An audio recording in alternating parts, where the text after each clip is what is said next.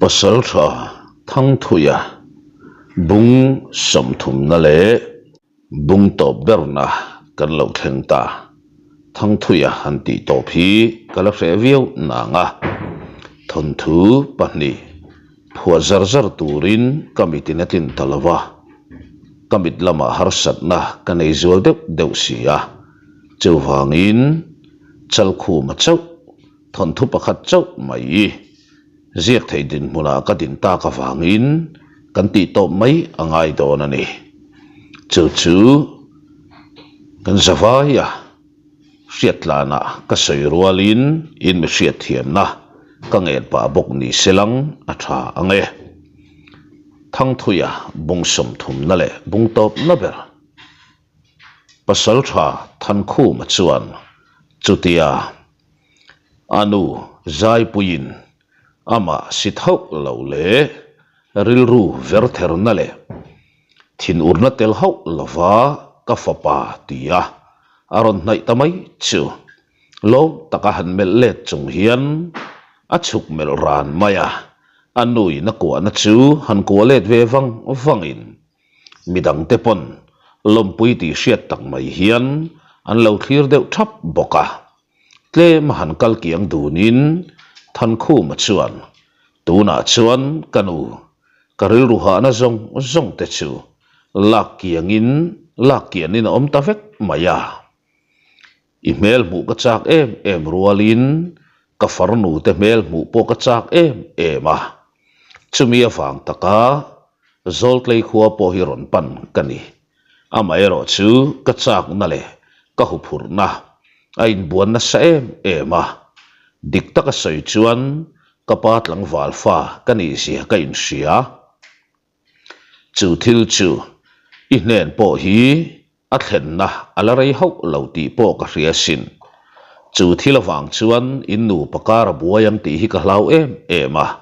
kanu point a hlau ber te zingami ani pokasin amaero chu inwang khuwa ka farnu le nang ma nge po mu ka chak awanga eng po machon huamaron pen roi mai kania tin o han chua dapa chu vele zai pui chuan taya ka fapa mishing hian ti sual kan nei thei vekalo nang pon I hun lo lakal zel tura ti sualila neyanga ke ngei po hian ti sual tam tak ka nei to a tin ti sual tam takala nei le zel bokin karinge mi fam kim lo kan ni miau mayalo nang ma hring tu inu nge mai hi ke ain usang khu manuna hian alang masazok miau maya keina rala khata lo thik viau thuam reng leinem kamuchak em zo kasin a mer tha em don ani ti po ka chiang ngoi ka pasal nun lui chu engwanga thin urpui ngot tur nge kani te lulang le kanin nei nu chu ni se thu ran dayani ipiang ve ti hi kan nu pa le kan fa te po hian an hre harma ma to zo kani ti te I farnu ten an muchak to em chea moi lo po don lovin lal ina mi pa te om khom na muna karon lang ve ngot mai chu ni hi mo helai muna zong hei salam chu boi pui turan tam hi a in lama I thleng thathuai teang tin akai ta dai maya apasal le thang thui te ho po zai pui hian angai sak to reng lo ni hian alanga amai ro chu a hoisan mak ti na ni lova tundin muna chuan than khu mata na in pek fam kim chu atu berani ti mei chefing to pani boka aman chiang hle mai in lampana than khu male anu zai pui anin zui thazet zong khotwal mi lo mu piang mai la chuan nasatak maya lo thek wang hlomin pasal tha sang khu ma panlai nun te tlangwal lai nun zong hrechiang tu engemaw za tan lo boka pasal tha sang khu ma hrechiang tu tak te phei chuan e khai so zet chu apat tlangwal lai chia an lo ti ve sap sap hloma thu hi zep thei tak tak ni hek lo le khatia than khu ma le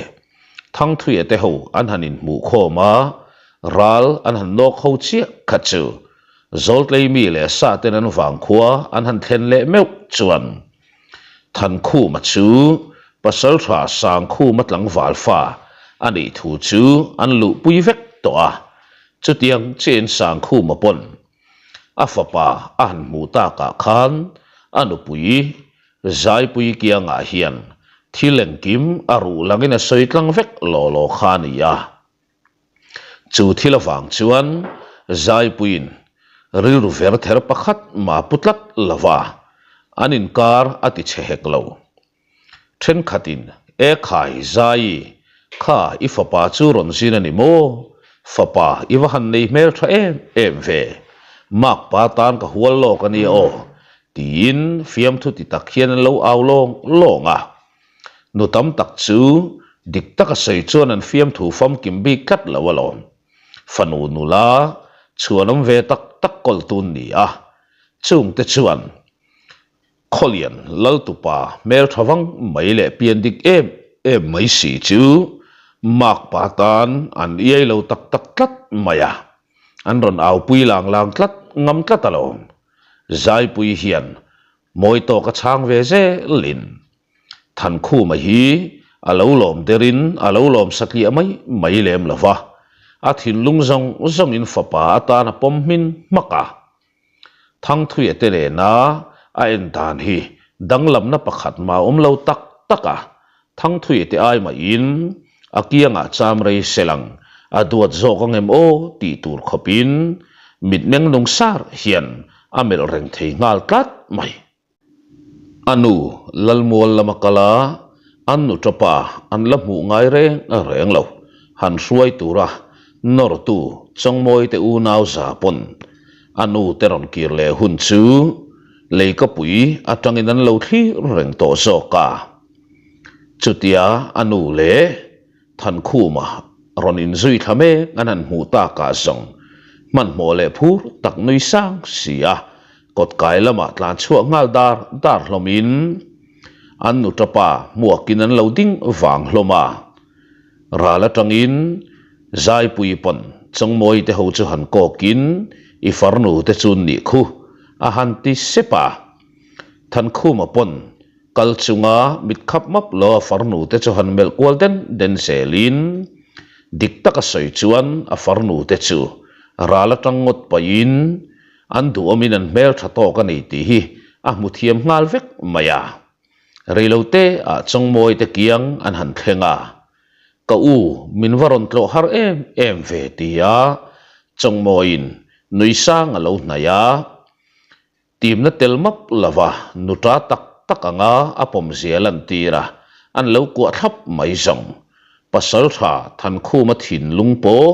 anim hian nim rui maya unau pian pui dik tak nei ve mi lo unau pian pui ot ve ngoi ani la ya farnu chuti zat alo nei reng mai te a farnu ten sit na le tim na nei map lawa unawan pom zen lo lan tir na te chuan a ne em maya chongmoi chu han ko le tin an koi da ka achala mangai tak hian an fo sak wanga anaw te ho po chu tiangin an ku kwal den dena farnu kawa han nei mel thangai em ve o kan wang khuwa cheng ningat ulang zong nuam ti in kaleng ni tin mai don ani hi a engpo ni selang kan wang khuwa ron sin ve ru o anti ngal zat maya a farnu te lom tok zong a siam thiam ngal khop mai chongmoi te hoin on chu phur ngang maya nu berla chuan keipo kakal ve ang inu mu ka chak em ani lo ti bok lim tak mai in ko lu tin an thoma that ve lai ba ka thenom khoveng ten than khu ma riat le mu chian an lo chak ve boka a hok dak zual pheichun ron chuang lu tak taka ku thing meu hian than khu ma chu an ron mer tak lop hloma chongmoi te ho lai nu man ti an nu tapa chu an thut hual lai maya then nai po arei tak thut na hun le mun ani lo tin ra chiang tlang ani ang chu an thau chuak ta sapa manin lampanin an liam ta dia ka then nai an trin ta mo tia chuan than khu ma pon ai te pui chu han dap ruka lal sai tonan an du lo chung non lui ro hlu nal fe le ro pui fe zingami thinal em mai chu a han phor chuak zal hloma anu atanga petan diatin a han pek kim meu chuan an wa han lim hlom tak em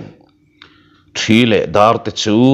pasal tha sang khu ma hian kol del dul bok ma se than khu ma atanga an don masak ber le an don om chun la ni ri a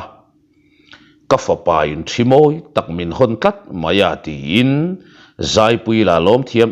em mai bok si nen an or far maya sang khu ma te pa fa le chong liana an ron hon ve be lai po in ti theinan takan lo mangin than khu ma thipek chu zanria an bar lai po an da phal reng lo bo ruang nom tak noya zanria te chu bar zui lain sang moi te kholama an che dan chung chang te chong lian chuan han soi ka in pasal tha sang khu ma bu ngat maya than khu ma pon thu pui fun tak mai hian nula du zong taka mu ve tak thu te anu le pa kianga chuan a soi ve ta muala sang khu mala chuan o chu tianga nu pui ta nei du zong taki mu te ni chuan inu khadil ta che mo inu khan nu pui nei nga la phal ngot don em mon le a han ti thum ve du ta chong moi la chuan la nei lawang ala ma lu tuk in khua te kan zin ve phot du along tin alo ni var boka chuta chong lian chuan nu pui nei atum chung chang tak chu aron pakai pui ve ta a chu thu zet chuan sang khu mate nu pa akai har chiang in an phurna akai tho chiang khop mai khadet tum ni nuwa mo tia pasal tha sang khu manan zo thum du ta ka zong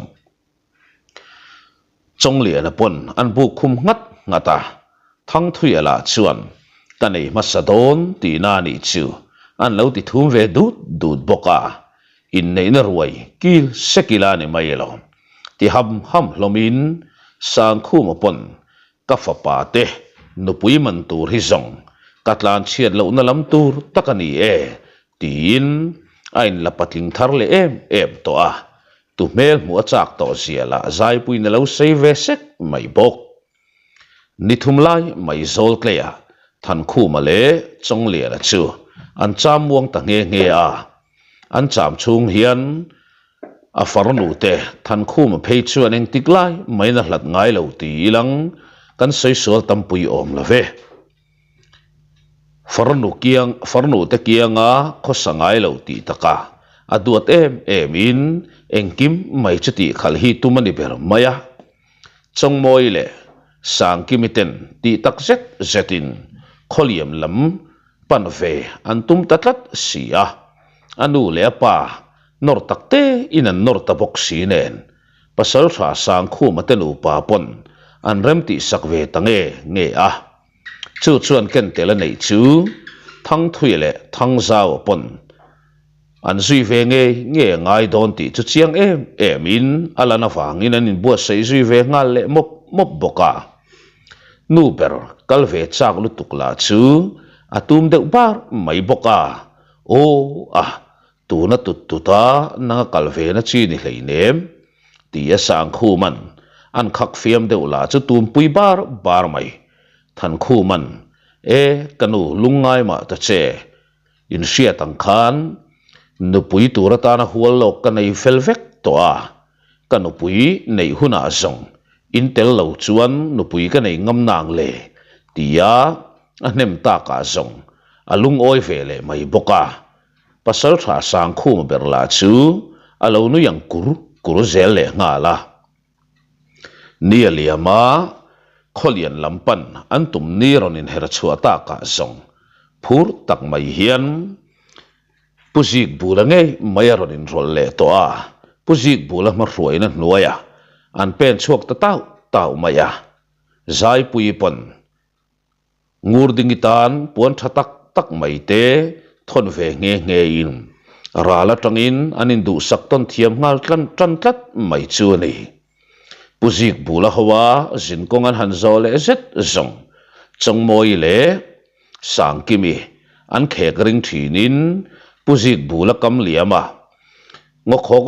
roi hian an nui le ta chiam mai thina ani la ti thiam tak mai le ti tur hai cham ngai reng lo alo ni box si nen zin kong po ha thakin an zo lawa nuam tin an zo parani zo ka par lian lam tlo set chu an ruam man na ni awangin par lian lam tlo turin par lian khopeng lam an zo zui ta para zin kong tluan main than khu man a farnu te a boi pui lutuk le angai to lutuk ero thang thuyaten an ni suk thina khatin boi pui lutuk te su idot no kholo mai don sang khu ma fanu ten ni kha hereng ta che dim vakan ngai reng lo alo tiliam puat ta thina par lian khuwa an han dai lu ta pi berin rin lo lutuk tak maya atu te han muthut mai zong e an thoma thalai lai kher mai chung thil chuan thenom khoveng a hip khom lo thei lawa thenom khoveng ron nai ten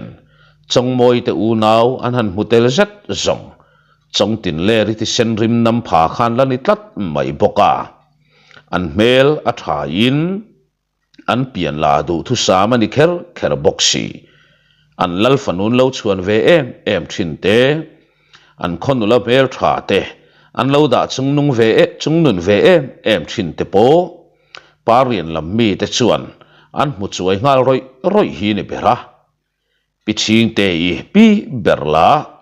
atunu te an lo zin thut mai chuan a bara khai na sa in atunu te a han mel thina alom fam ki maniang anui ver renga reilo te atunu teron piching te tunu teron zin thu chuan par lian khuwa a fan chuak ngal vek hi ni ber maya zan lama phei chuan piching te runa tlangwal ho ten thutna tha chang phalo anom nual maya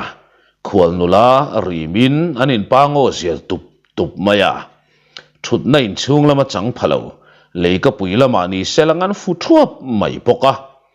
diktak soi chuan chong le la te chuat chu akul hian akul de pup thei nge a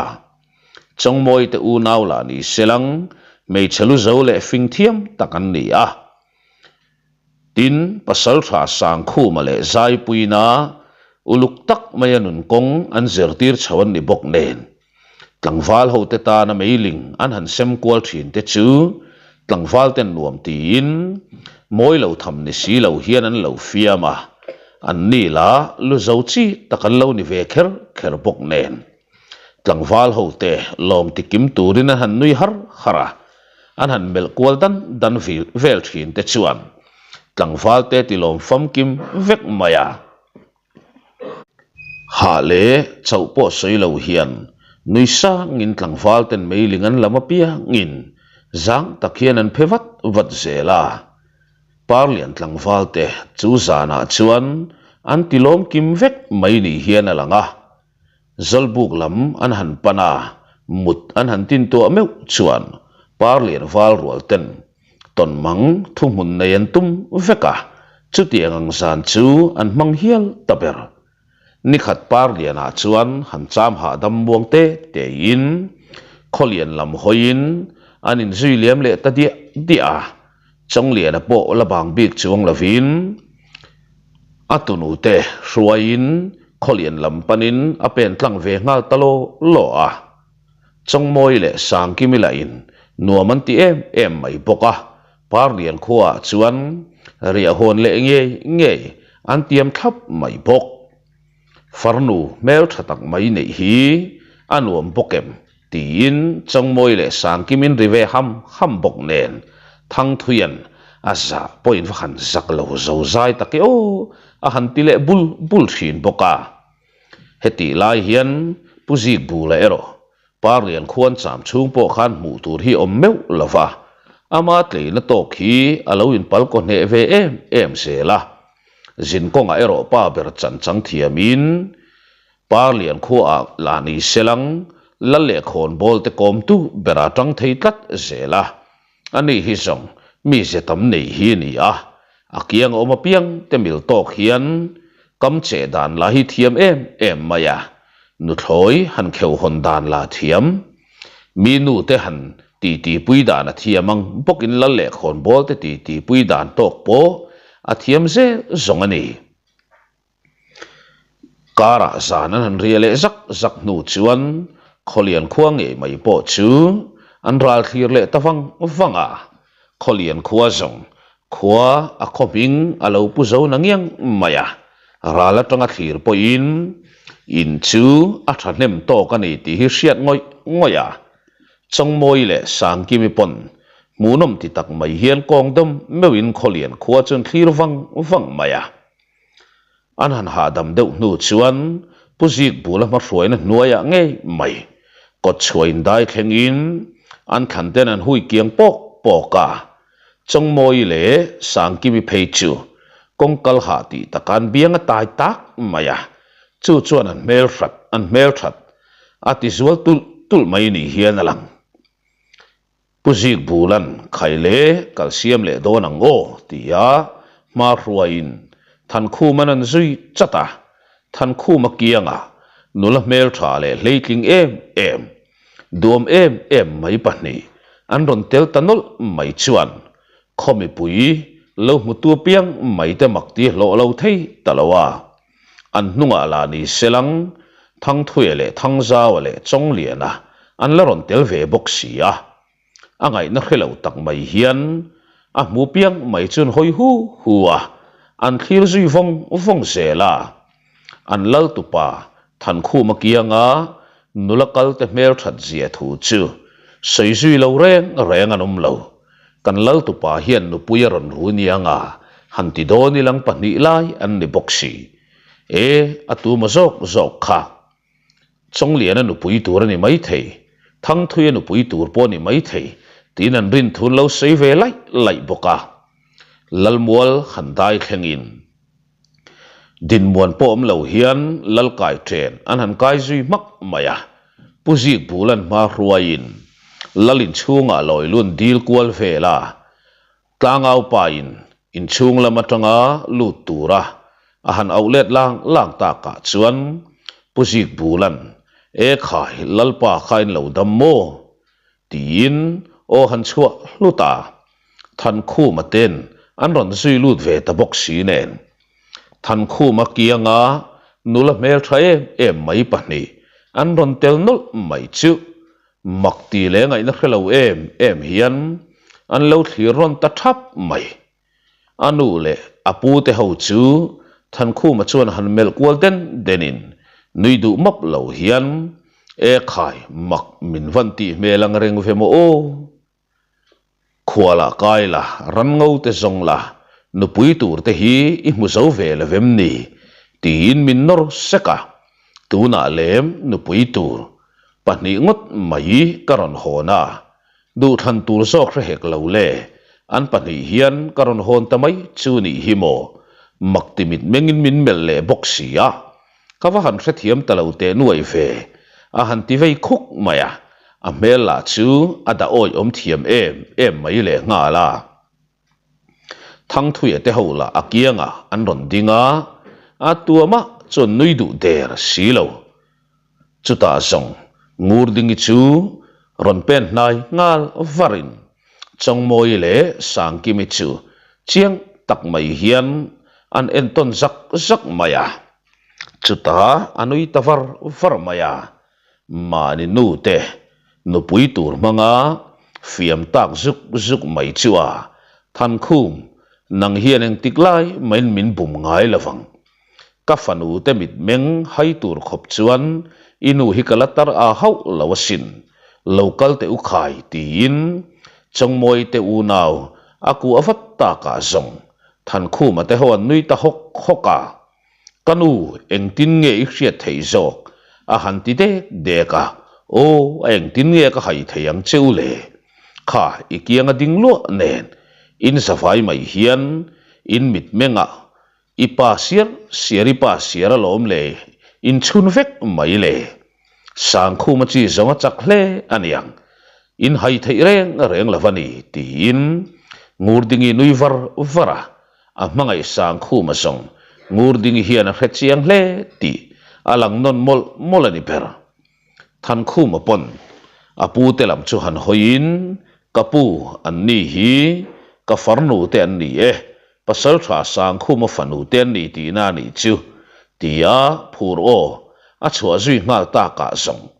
lalle khon bol te lam po an nui var mai an thut mun an tho san sap lain than khu ma zok chuan pan nai pui ta thuaya lalpa chuan e khai tunu mel tha tak ka lo nei reng cheu ni hi a ka kianga hian ka ding le ve a hian thut mun han rem thoi te u khai tia han hui nga luapin a kiangan thut tir wang maya chuan mel tak mai hian an mel ton vel thina in wahan du omin in wahan mel tha tak ngai ve o ti hi chuan ke ya tunu nei mel tha hin om to don bik chuang em mon le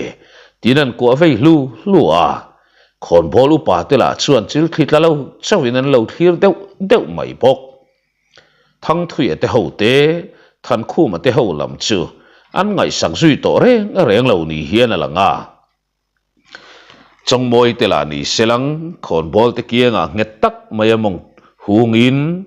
lal zo na le khon bol te zo na chu fel fai tak mai hian an changa an nui ver maya zupui an han ban don la in khoi ke man tin fen thirin an thal sak zung ta mai boxi an kho sa zia rim chuan an ne ngal vek hi ni a lalpa ne na hian ro hlu te dil ta selang abun chuak rui du nge anga khon bol min te pon an engma hi an uinarin om tlat lo zanria bol a hun chho tamai boxi nen nu berngur dingin zanria bol to ma chetan lak zet chuan chongmoi te u nau chu linei ang maya cha chuak ngal phatin khoi kanu lo thuro tin chetan la ngal chata ngur dingin o ain ha don te lu nen tia alo rem ti saklo lain tikhan thu chung khan min lo en pui mai la tok chawania tin chetan la ta zunga thang thuye te ho ero pasal tha te in lama in ngaturin anin akchuak dai to zoka an farnu te chu ngai tu om an ni don lavani ti hi an chiang ve viau aniang zanriate an han bar fel meu chuan ngur dingi chuan nuama ti ber mai to zoko me chongmoi te u naw la in an nu thap maya an nu ngoi ni hian alanga an han thu ho reng mai te chu an mel thatlang in ngur dingi la ni selang than khu ma ba khring chuak ta lo chu la chuai lo na samai boxi nen chongmoi nan thek wanga oi kanu i wang lai tak chuan ke ni ve hi chu ilaka chuan kan chu vek don ani hi a iwa khan mel thatak anti phong mai te chu ngur dingin an nui pui har maya chongmoi le sang kimi zong an fing thiam khop mai an ru zong in nu chuan po tak ni hian alanga mun vel ten han seng hoi zo fel meu chuan local te u tin khumpui lama hruai lu ta athul abun chuaka apuan te chu indu thang ro o thi te po khain du la ro tinama chuan a thlan sak tak zunga chongmoi pon o a ka thei hil don tin apuana abok nan ve thap anu in ngur dingi ta na athon puan te chu an phorle nu a nula a an nilawa chung ro hlu te chu eng ma thang du lo hian kanu eng aya nge khatia thang turam in hanti mai le ita chu kanta vekalom le kan du huna chuan kan du kan in bel thei rengalom tin nui var maya zolbuk lama la ni sela khwal nula mel tha em than khu ma farnu te an ron zin thu an hrevek to mai boxi chung khwal nula mel tha em mu tu te na an tlukalu sei nula mel tha kala mungai lo an ti nge mai te chu kholian wal rual te hian riman chak em amai ro chu anin nga na lal in ani miau maya lal ina em han len lu la chu an ngam der si la vale an zun ram thiar tur tal han chan mai ka duai a tin a phok zual ten on han chua an nui pui tak lua khwa alo vara chong moi te u nawin tui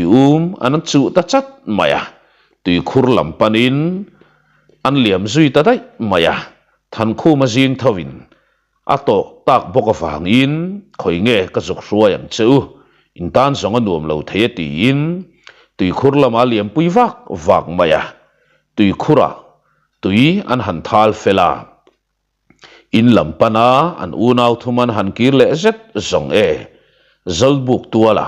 kholian wal ruala ther hian an lo ther huang maya than khu ma tel vengat lo selang zong chong moi te unaw chu an lo aw na safe inarin oma amai ro chu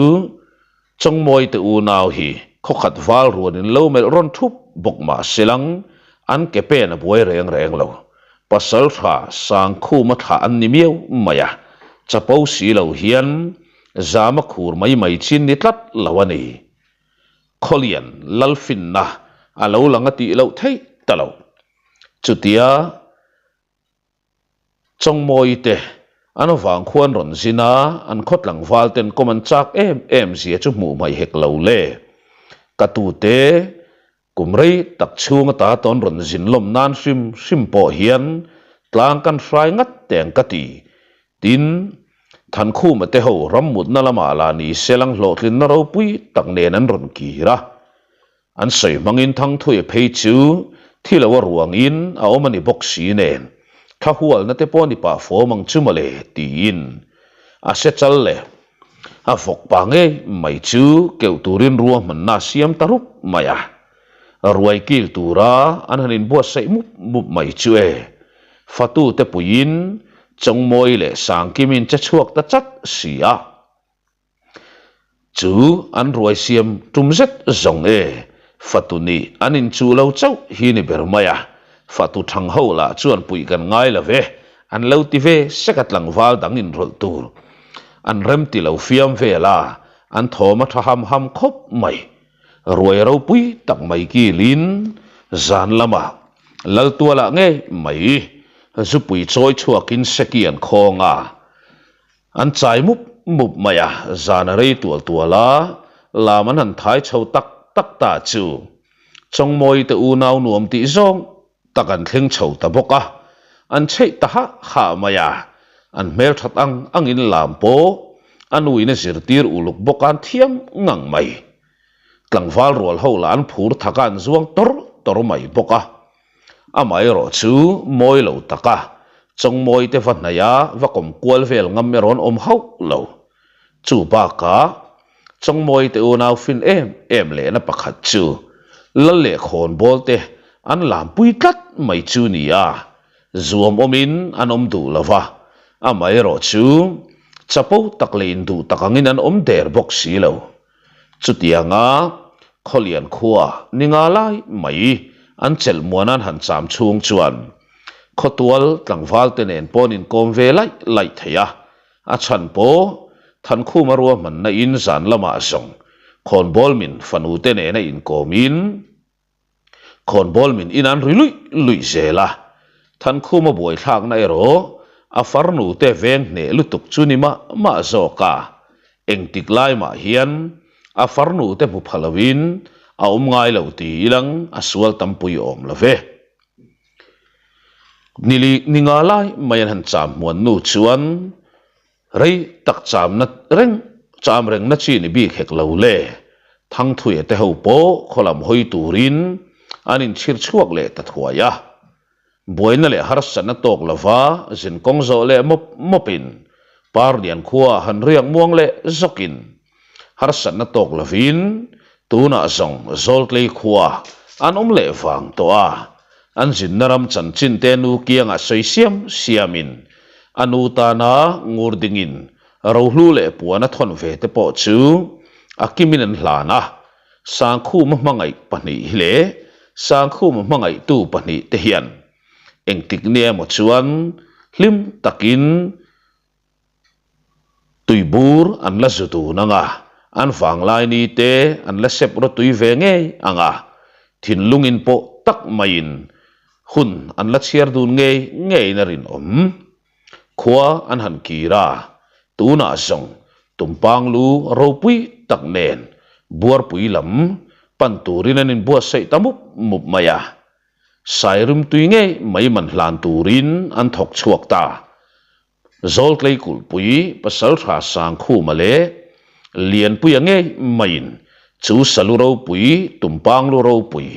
tumpang lu nge sairim tuyen ti fiam thu thin nge mai chun tho chua puya sairim tui manatan ro hlutam tak an pai pon lo thei lo salu pakhat ne na thleng mai zong mei chata na tlom thak ti chun ngai thana ni ve tat thawalom thang zaw tan an ki le lama palai na thok ngal turin ro manan siam ngal thap boka kara saluro pui choi chunga khokar kong zo zungin kar athui tham deu bok nen zanan han riak chau zaka tuna song buar pui khodai anin pal thleng ta buar pui khodaya chol muang thuapin zol tlei kul pui sang khu male lian pui ange mai chuan saluro pui tumpang lu ro pui chu akiton tona humin an lu pui ta buk maya tlangwal rual le palai turten an zui poka mi som ni chuang lai mai thok chua kan ni a buar pui lampon saluro pui ne na pasal tha sang khu maten an wang khuan han dai lu meu chuan thilom zia an lo hre thiam rang hle maya a mu piang mai ten zui ngal hul selin reilote a lalmual moin an khat tamup mup maya lalmual a thom om lui ron bi rukar to tu bor pui lal le khon bol te pon mong a zave hle to ani chuti lain sairim tui po khumpui lama lu tin asama tuai mam zunga a mai lo phi fel thap to in puan thaber mai abi ta than boka chuta zol tlei kul pui sang khu mangai mai chuan ringlok mai o han chua luain khoi nge kan buar pui par moi ber mai sairim tui nge mai churon pen chuak sela a han lunga chuta buar pui lalpa chuan a fanu nge mai chu aron kai chuak ta ngoi renga sairim tui chu sang khu male lian pui chuan han thlek vungin lalmuala chuan chuk thaturin an han ngen ngal zat boka lalnu ron tel ve ngalin lalmuala lalchung ko te ne nanin ma chon ta chuta chik zet mai han mel non le vungin keizong ka tha kal ze te chu mel thatak takan la chuak don chau mai ani hi a ka fanu kamit itlung zo nge maya tin zolt lei kul pui sang khuma nui vura sai pa lampana han pen nai bukin khale salu ayaro pui zo sairim tui hi kei chuan ka du zok dai mai ka tin buar pui lal kuta salu chu zolt lei kul pui pani tenan hlan zuya lian pui anen chuan hanin mel kal rulin sairim tui chun han pan na ya thok le khata zak tona choi sang thutin sang takan han leka kan famau tur sairim tui tin an au talua lua mai le khazong kha pasal tha thang thuya kan chiar chua thei chu alo ni le ta sang khu ma tanga be chongar ngarin thang thui a po lo top chho ve le ta he thon thu min ngai lut sak tu te zong chunga lom thu ka soya kan khai lak chang po min do ram na kalom em ani thon thu kan thapha kang to kin kan kalpui zel thei tura ngai ta ilang a tha ange tuna chuan thang thuya imang tha ve le phot mayang o